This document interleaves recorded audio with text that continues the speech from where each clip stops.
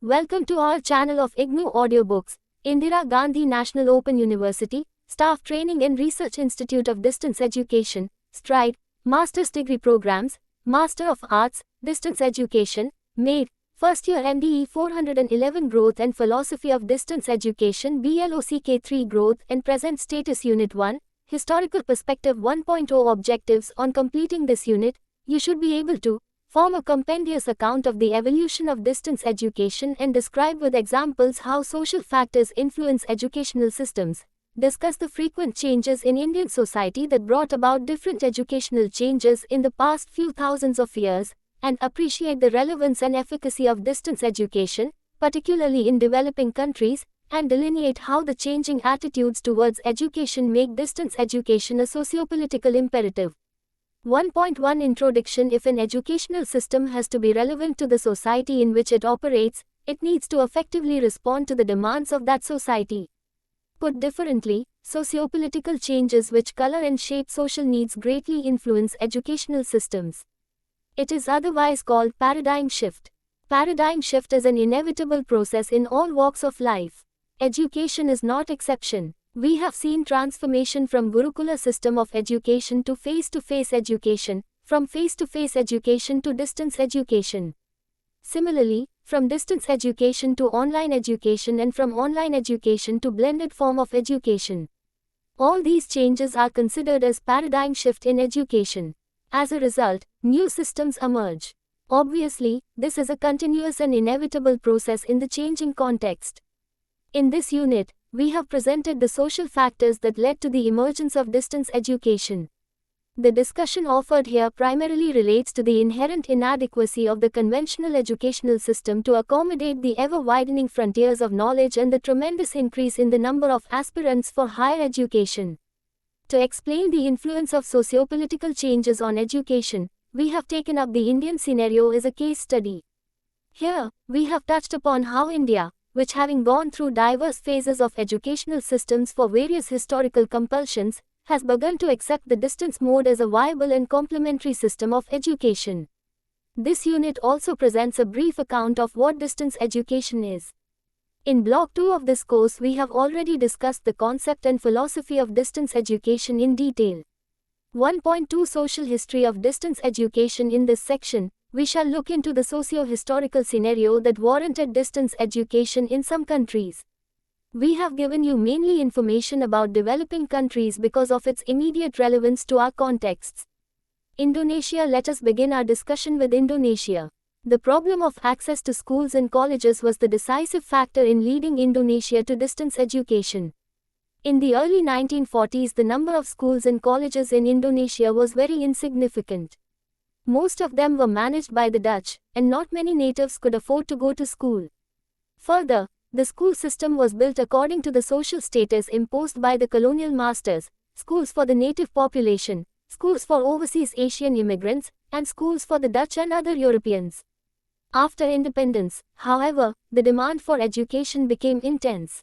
The expansion of secondary and tertiary education did pose the problem of a shortage of teachers, despite the fact that various crash programs were developed for training and also for increasing, at a faster rate, the number of teachers.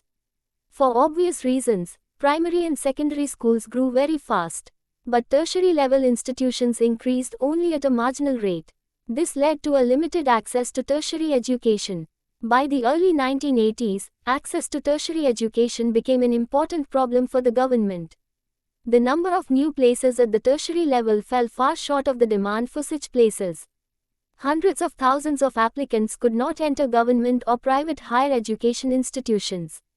It is under these circumstances that the Indonesian government started two distance education projects which later formed part of the Universitas Tbk, more of which we shall see in Unit 3 of this block. Republic of Korea. The situation in the Republic of Korea was no better. Student explosion was, and still is, the most critical problem in Korean education. The Korean educational system is based on the 6-3-3-4-year pattern: 6 years of elementary school, 3 years of middle school, 3 years of high school and 4 years of university or college. The system expanded significantly at all levels because of an intense public demand for education. A sharp increase in the number of students in secondary education brought in severe competition for entry into higher education. It is no surprise, therefore, that distance education in Korea is being viewed as a new educational avenue for the growing population of secondary school graduates and is part of the concept of lifelong education. As the standard of living improves, the adult population has increasingly sought further education as one of the means of learning to cope with rapid growth in new concerns. New and developing educational needs have amplified the demand for part-time higher education at the least possible cost. At the same time, it constitutes a new, cost-effective alternative for the increasing numbers of secondary school graduates who are denied access to conventional universities because of latter's inability to expand to accommodate more students. Thailand experienced many of the situations and shared many of the factors influencing the development of national educational systems that prevail in other countries of the region. Its population in 1986 was estimated at 52 million, growing at the rate of 1.5%, clustered mainly in Bangkok.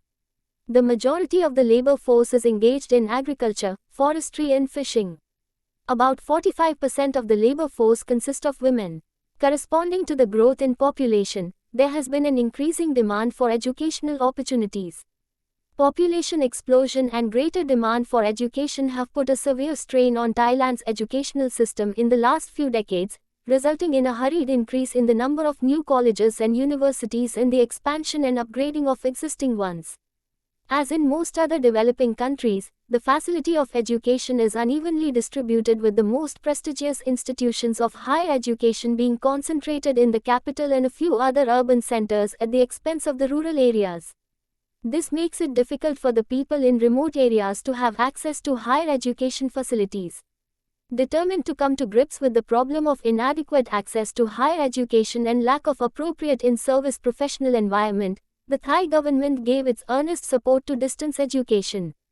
Distance education in Thailand is, thus, a response to the increasing demand for higher education. It is cost-effective for the government and also affordable for the students. Australia. Distance education in Australia has grown out of the region's geographic and demographic peculiarities. The Australian land mass has a total surface area of almost 8 million square kilometers. It is approximately the same size as the United States of America, but by contrast has a population of less than 25 million compared with that of the USA, which is over 250 million. Further, Australia is a highly urbanized country, with almost 70% of its population living in cities along the coastal region. The result is that large parts of Australia are very sparsely populated. Distance education is the only way in which education can be taken to a significant segment of the population living in remote areas. Bangladesh, with a population is more than 120 million in an area of about 144,000 square kilometers, has a low per capita income rate, about $140, low literacy, about 24%, a high dropout rate at the primary level, about 70%, and inadequate educational facilities, ADB, 1996. Clearly, distance education provides the solution to the colossal problem of educating a vast number of the adult population within a short period. Profile. The need for an open university in Bangladesh was felt long ago. The history of distance education in Bangladesh dates back to 1956, when the Education Directorate was assigned with the responsibility for distribution of 200 radio receivers to educational institutions. This led to the creation of an audiovisual cell and later the Audiovisual Education Center, AVEC, in 1962. No further progress in distance education was made till 1971. After independence, Bangladesh faced the challenge of meeting the educational needs of mass people. To meet this challenge, the necessity for a new mode of education was widely felt. As a sequel to that feeling, the School Broadcasting Pilot Project, SBP, was launched in 1978. Later in 1983, the project was transformed into National Institute of Educational Media and Technology, NIEMT. NIEMT was later replaced by the Bangladesh Institute of Distance Education, BIDE, in 1985. Apart from producing audiovisual materials, BIDE offered the Bachelor of Education, B.Ed, program in distance mode. The success of BIDE encouraged policymakers to take up a major plan for establishing an open university. The plan became a reality in October 1992 when the Bangladesh Open University Act 1992 was passed in the parliament.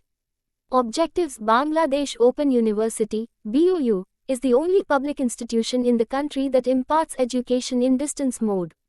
In place of campus-based teaching, this university uses technology including electronic devices to reach people in different corners of the country. The learner in this system is not restricted by time, space or age. A learner can think and learn at his own will, at his own place and at any time whenever she feels free to learn. The main objective of the university is to expand all levels of education in different dimensions in science, agriculture, humanities, social science etc. and all other that come under the purview of human knowledge and understanding by diversity of means including the use of digital technology. It intends to provide opportunities of education to all classes of people and create efficient and skilled manpower by improving the quality of education. As it is obvious from the objectives, BOU has opened a new horizon for the vast majority of eager learners of Bangladesh who for various reasons drop out of the conventional system of education. BOU serves another target group who wishes to continue to update their knowledge by becoming a lifelong learner. By imparting knowledge and skill to them, BOU is contributing to human resource development in the country. In the national education arena, this university therefore carries enormous responsibilities and possibilities. BOU is the only institution in the country which can contribute a lot in fulfilling the objective of the government regarding eradication of illiteracy from the country. Area 35 acres established October 1992. No of schools, 6 no of divisions, 9 no of regional resource center, RRC, 12 no of coordinating office, CO, 18 no of study center, 1106 formal program, 23 non-formal program, 19 student admitted in 2008, 271,630 Bhutan. In the case of Bhutan, the education introduced centuries ago was purely monastic. Modern education was introduced in the 50s and several schools were opened in the early 60s. In spite of the impressive achievements the government has made in the field of education, the school enrollment ratio is about 20% in 1986. The dropout rate is high in the primary and lower secondary schools. In other words, 80% of the children of school-going age do not have access to education. This can be attributed to numerous constraints, one of which is the acute shortage of teachers. A majority of teachers are either undertrained or untrained. Out of the 20% of school-goers, hardly 5% pursue tertiary education. Because of ample job opportunities, most of the school dropouts get absorbed in government service. While many countries in the world encounter the problem of unemployment, Bhutan faces an acute shortage of workforce, particularly skilled labor. Distance education helps train many in a shorter period of time. In the 60s and early 70s, most students left school to join government service which they found financially attractive. Further, many working people who could not have the opportunity to continue their higher studies became interested in any form of study that would help them to improve their qualifications without leave or absence. Distance education not only provided opportunities for further studies, but also helped in improving the competence and performance of the working people. In Myanmar, former Burma, the government developed policies and plans regarding distance education, with the following objectives: to provide basic education to all citizens, to provide a base for the uplift of socialist moral values, to promote and extend sciences and technology, both of which are essential for building up a socialist system, to nurture professionals, technicians, skilled and semi-skilled workers who definitely accept the socialist system and who would help in building up a socialist society, to nurture working people with all-round development, to educate students in such a way that those of high caliber and diligence will be able to pursue higher learning, and to provide opportunities for workers to continue higher education while still in service.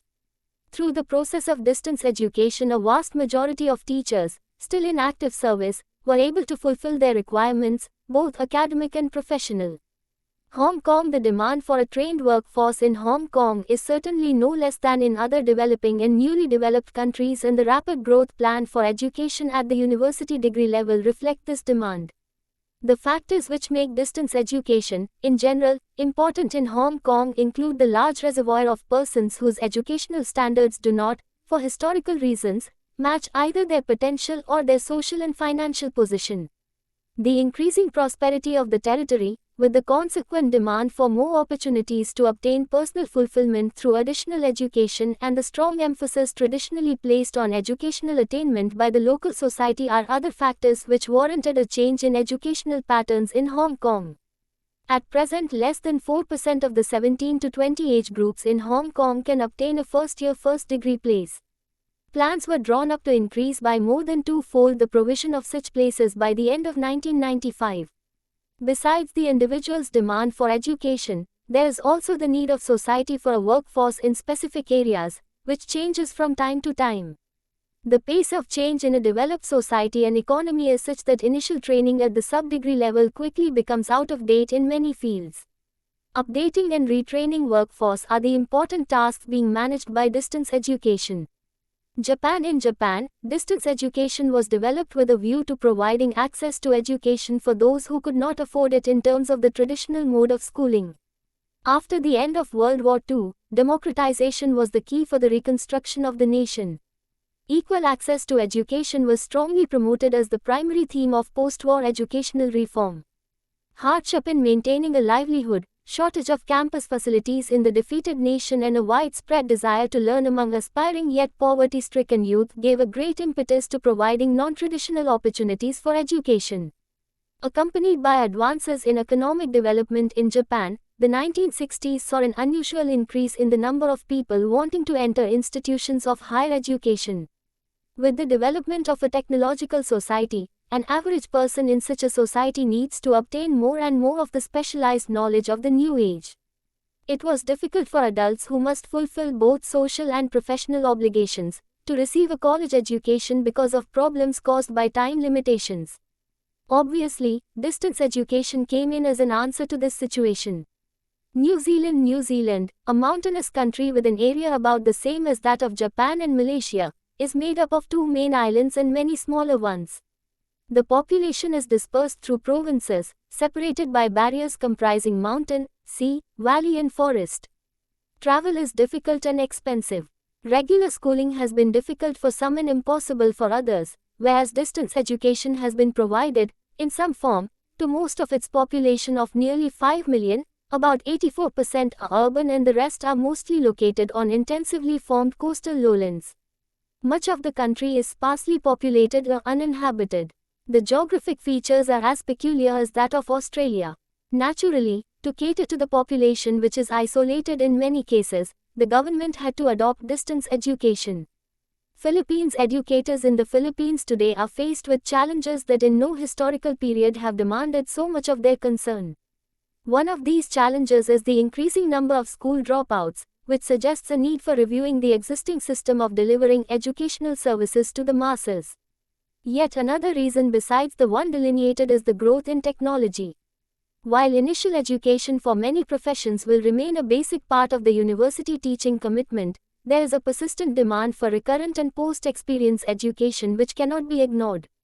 The rapidity of technological change places an increasing pressure on universities to provide further education consisting of learning experiences which are significantly different from those at the core of university teaching. Almost for similar reasons, about 103 countries have set up 17 institutions of distance teaching in different forms which at present offer about 34,000 courses in various disciplines to a student population of about 30 million. Some of the significant developments in distance education at the global level have been discussed in Units 2 and 3 of this block. Before we proceed further, let us look at the following exercise. 1.3 Socio-political changes VIS educational systems. A case study. In this section, we shall touch upon a case to show how socio-political changes impact the educational provision in a country. The educational systems in India over the past few thousand years changed from time to time, as a result of socio-political changes. Although the contribution to various branches of knowledge and culture by the Indian educational systems are rich, the fact remains that education as such was made available to a comparatively limited number of people. But the education accessible to a few in the past had never been free from changes, affected by historical necessity. Let us briefly survey here the different educational patterns in India at the various stages of its history. For ease of presentation and for purposes of discussion, we have broadly divided the political history of India into 4 stages. 1.3.1 Pastoral India Vedic literature including the Aranyakas, the Brahmanas and the Upanishads was the produce of a pastoral society. The scholastic enthusiasm and its social purpose as evidenced by these works reflect intense and purposeful academic exercises. The practice of education, thus, was certainly a well-established social phenomenon. There were those who taught and those who learned, and yet there is no evidence of the existence of universities and schools in those days. The system of education, it appears, was essentially based on the relationship between the guru, teacher, and the shishya, student. The latter had to go in search of a preceptor, who usually lived in an ashram, hermitage, at some distance from the other habitations. It was for the guru to reject or accept the newcomer, i.e., the seeker of knowledge or skills. Once the seeker was accepted, a simple ceremony tied the guru and the shishya by the bond of the academic relationship. Very often, the shishya was expected to live with the guru, be a part of his household and learn as much from his way of life as through actual instruction and practice. We should note that in India this system has defied complete extinction and survives even today in the way, for example, Indian classical music and Sanskrit are taught by great masters. The essential characteristic of this system, and the one in which we are interested, is learner motivation. The starting point in the process of education, in this system, was the learner's urge to learn, which impelled him to look for a guru. Once the guru accepted an aspirant into his fold, learning could be taken for granted. The major mode of instruction was through word of mouth. It is called Gurukula, system of education, i.e., face-to-face residential system of instruction, in which individual attention to the needs of the learner was assured at all costs. 1.3.2 Feudal India. With the passage of time, the pastoral society became what came to be known as a feudal society. And with the feudal system, we may associate the ancient institutes of India such as Nalanda and Takshila. These educational institutions were considered seats of higher learning. That is, having completed the lower levels of education, mostly with local masters, the aspirants to higher education traveled long distances for admission to these institutions, which was regulated, with entrance tests given by Dwarpals. Literally, a Dwarpal is a gatekeeper. Obviously, the essential characteristic of this system too was learner motivation. By this time, the number of learners aspiring to higher education had increased, and as a result, education got institutionalized, though the kind of education prevalent in the pastoral period must have also remained in vogue. It is during this period that learner motivation appears more clearly to have its basis in a desire for upward social mobility on the part of the learner, for learned people were in demand at royal courts and in the growing bureaucracy. What is more, those who sought higher education usually got financial support. This support might have come through the institutions themselves in certain cases, and in certain others from parental or community support. The need for financial support in one or the other form appeared to have emerged as the second important characteristic of the education system of this era. The arrival of Muslims on the scene did not change the politico-economic structures of society. It continued to be a feudal society as in the past, but the appearance of a new ruling class led to the emergence of two parallel streams of education, the Pathshala and the Madrasa. Under the former system, Sanskrit played a vital role, and under the latter a Perso-Arabic combine played a similar role. Some of the disciplines, for example, ethics, philosophy, astronomy, astrology, linguistics, languages, etc., being common to both streams, the major difference between the two were those of the medium of instruction and differing religious orientations. The desire for social mobility appeared now as a more recognizable factor in learner motivation. 1.3.3 Colonial India. With the arrival of the British, the Indian educational system underwent a major change. The rulers introduced the Western type of education.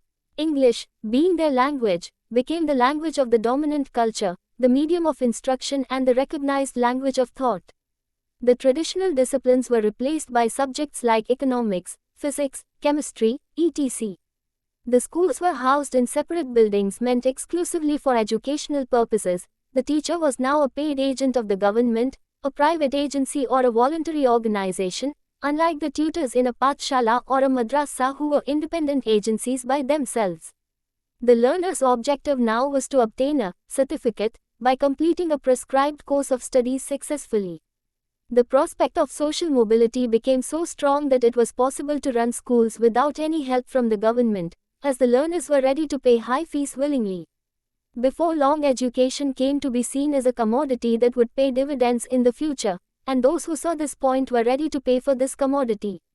The rigorous standards of education in the past gradually gave way to a stress on the mastery of certain skills necessary to perform certain functions at this stage. Having briefly touched upon the educational situation of pre-independent India, we shall now look into the educational scene in independent India. The overall system considered that the education was restricted to few, created a sense of mystification, colonialism, and paved a way for elitism through education. 1.3.4 Independent India. The first expression of the educational aspirations of independent India is discernible in the Dr. Radhakrishnan Commission Report, 1948-49. As a democratic welfare state, India announced universalization of education and equal opportunities for all as basic principles of the educational policy of independent India. This was a significant policy decision, as it marks a definite change in the age-old system of education. Now it was the state that took over the responsibility of educating each and every citizen, irrespective of his, her caste or creed, social or economic status, motivation or aptitude. The real spirit of Indian national movement and idealism reflected in Commission. This decision obviously proposed a major change in the educational system of India. Implications of the changes. The foregoing details present a few contrasts, brought into being by repeatedly changing socio-political situations. They are as follows. In pastoral India, the learner had to go in search of a guru, the source of education, and getting accepted by a guru was the first step in the process of education, which depended mainly on learner motivation. During the phases of feudalism, the desire for upward social mobility began to color learner motivation increasingly, though gradually. And during the colonial period, student motivation was subordinated almost completely to the desire for social mobility. Eventually, certification, rather than a quest for knowledge, became more important in the eyes of the learners, and by implication, for the society. Independent India further strengthened this trend, since irrespective of the nature and degree of learner motivation, the state made a public promise to educate the masses. It is the state and the agencies employed are recognized by the state that have to go around looking for the learners. The second significant contrast is seen in the gradual growth of commercialism in the field of education. During the earliest days of Indian society, education was affected through a close relationship between the teacher and the taught. Of late, it has turned into a commercial enterprise in more than one respect. The school, by and large, is like a commercial house which employs wage earners, the teachers in this case, who work with their tools and tricks of trade, the prescribed texts, etc., on the human raw material, the learners, to produce the finished items or end products, the certified students, who are then available in the employment market for a certain price. The laws of supply and demand govern the quality and the value of these certified students as well as they apply to other marketable commodities. With the gradual growth in the supply of certified job seekers, the market value of the various levels of certified attainment begins to fall, and this fall triggers a blind rush for certificates of higher levels. Here, we should point to the fact that this rush is not in essence for higher education, but for the certificates thereof. The gradual deterioration in learner motivation for education in relation to the growth of concern for social mobility can be graphically represented as follows. Look at the screen.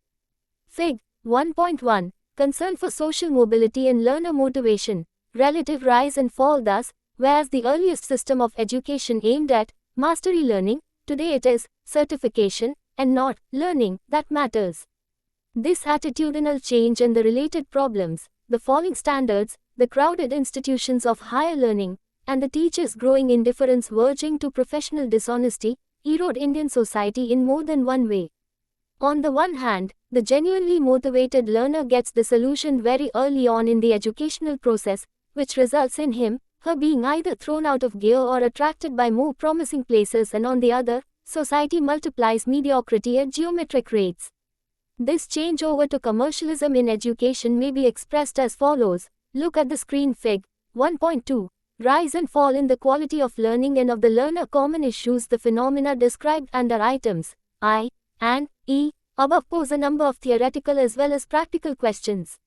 These questions, in turn, pose a number of challenges to the educational reformer in India and in other developing countries as well.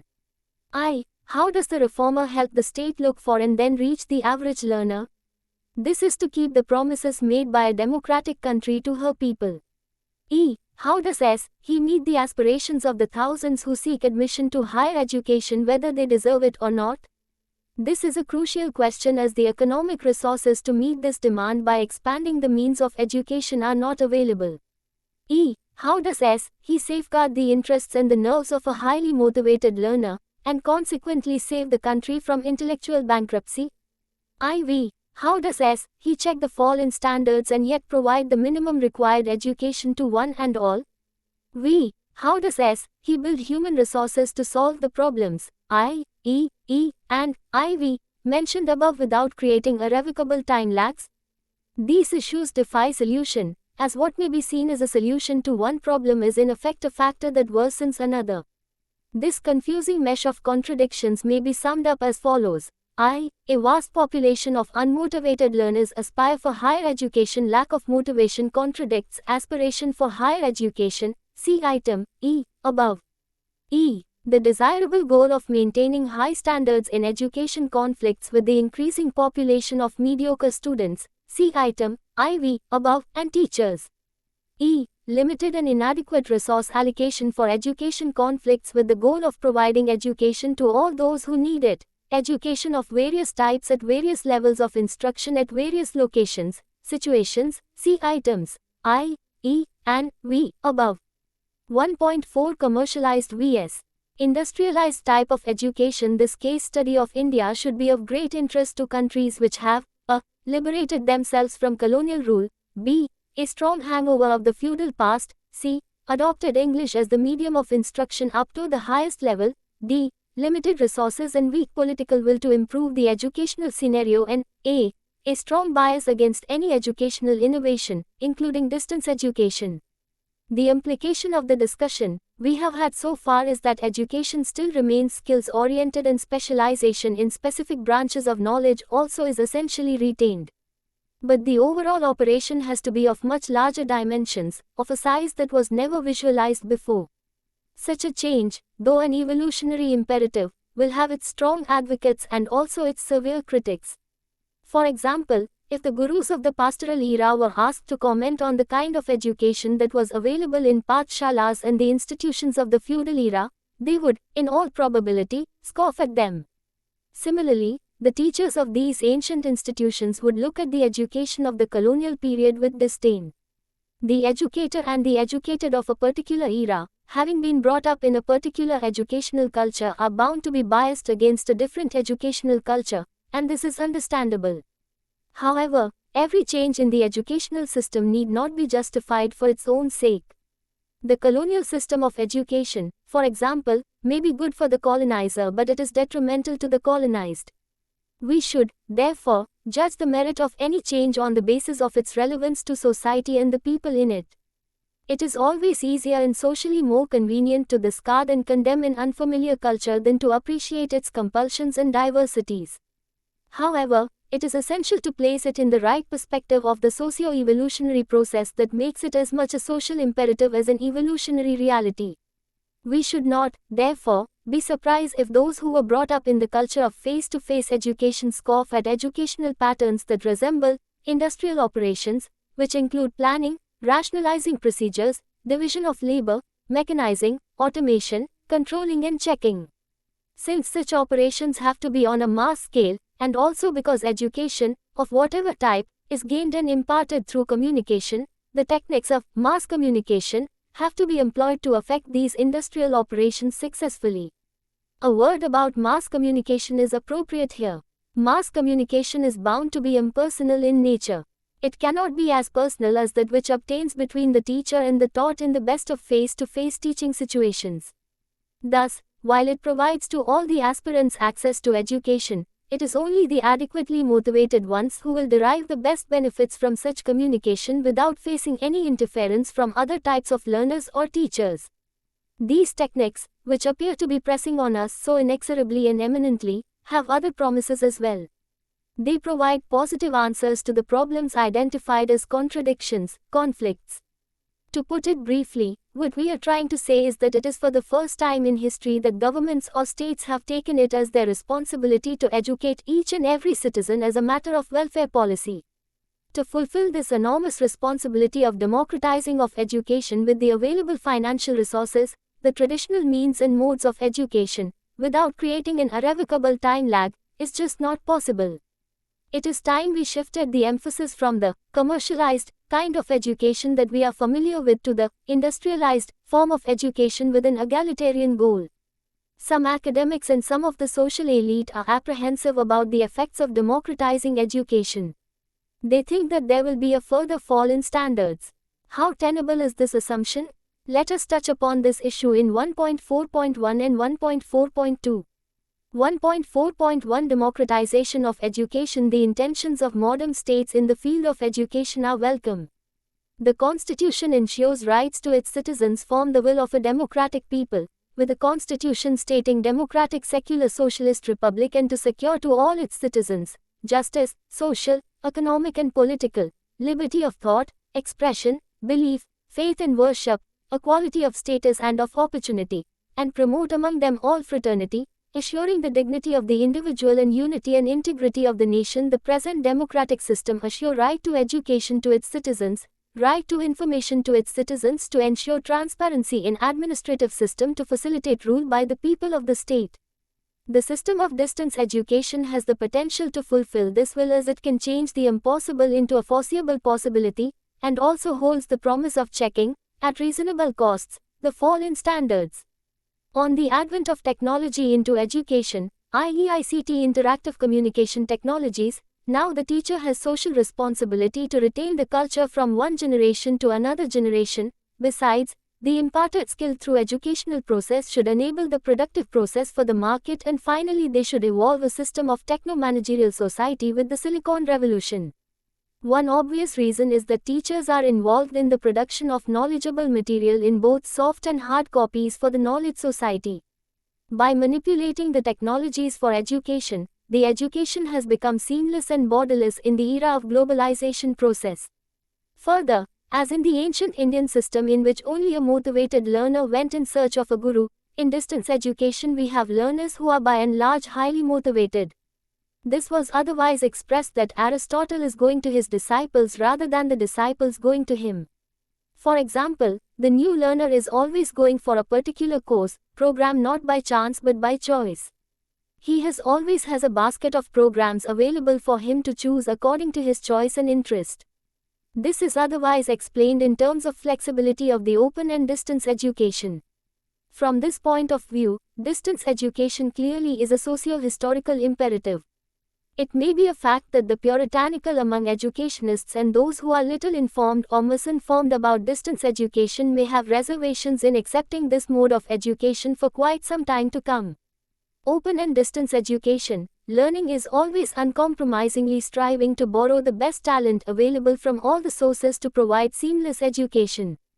It is a democratic promise made by the state to its people to provide education for all. But the very dynamics of social change will carry it through like a piece of wood is carried ashore by rising surge that brooks no opposition. The earlier we prepare ourselves for this change, the better. Let us remember that the developed world has already traveled far in this direction, and we in the developing countries have just begun our journey more seriously in the globalization process. 1.4.2 Fall in educational standards. The 20th century is century of quality. Quality is the determining element in the 20th and future centuries. The quality is determined by both quality of the service, education, and also to meet the demands of quantity of the people who aspire education and services. Democratization of education without adequate facilities, however, implies a fall in standards. The process enables to sharing of resources, both human and physical, infrastructural, for the purpose of education. This is how we provide education through distance mode and create a non-elitist society. affecting democratization of education with the help of traditionally known means such as the school, the college and the university together with the classroom teacher and the texts will lead to mediocrity, which is concomitant with the fall in standards. One way of controlling this fall is to duplicate the efforts and performance of the best teachers and make them available to the learners through techniques of mass communication, teaching units, video programs, radio broadcasts, face-to-face teaching, etc. Moreover, to maintain high standards of education is not exclusively a function of the individual or the institution which imparts education. Education standards can be looked at only in relative terms as they depend on the socio-educational norms of particular societies. This, however, does not absolve educators from their responsibilities for the maintenance of standards. In a particular social situation, well-meaning educators may not be able to improve the situation in spite of their best efforts. They need a favorable socio-academic climate to realize their well-intended goals.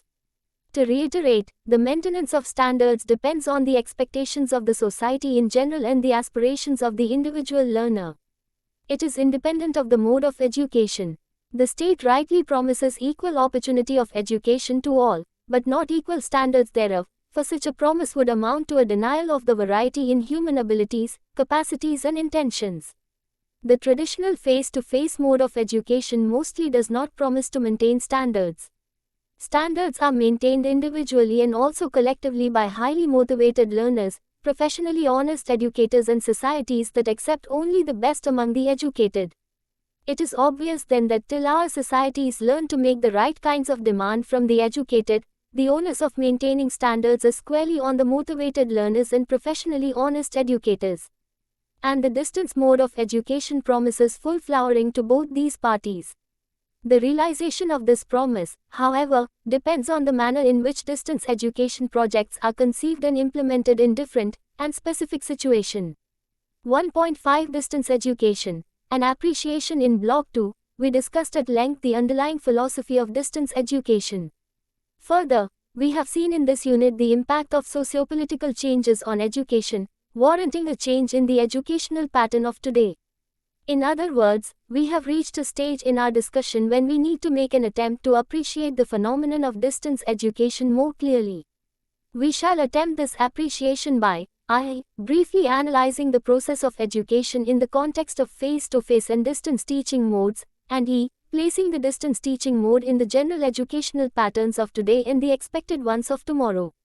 The process of educating an individual or a group of individuals consists of the following processes individually or any combinations thereof, depending on the demands made by the subject, discipline concerned, imparting information, giving practice, exercise, skills of various kinds in actual and simulated situations, giving demonstrations by the teachers and making the learners do what is demonstrated in the area of sciences, fine arts, and performing disciplines, like music, etc.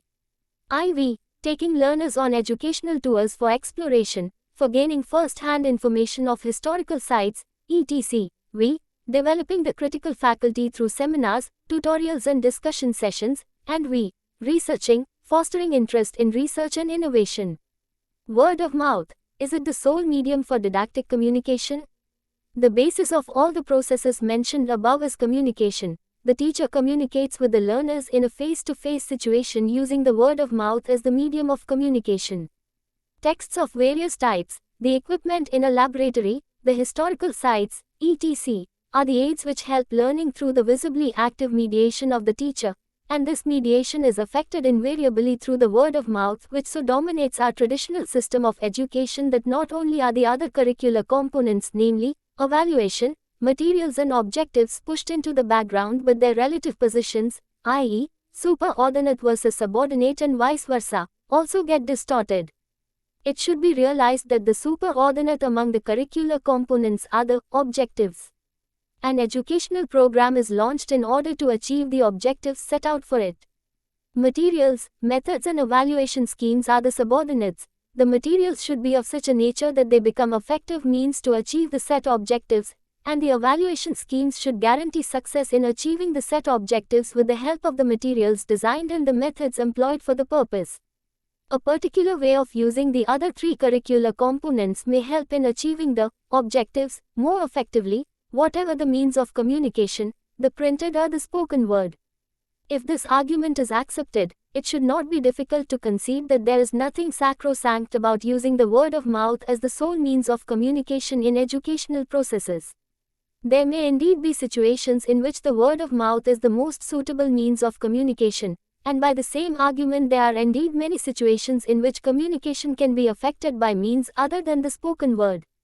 In such situations we need not, rather should not insist on its use, just because we have been using it for centuries now.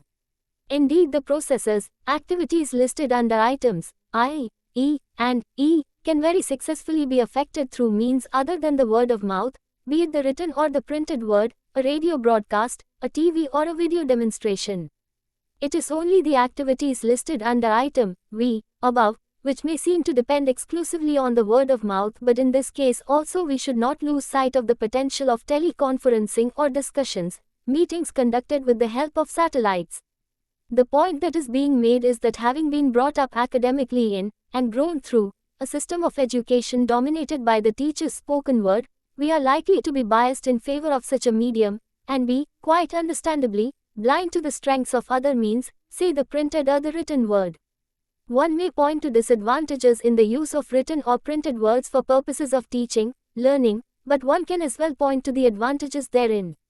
Without going into those details at this stage, we would like to suggest that in order to appreciate the potential of distance education, one need to be free from the bias which we have referred to above.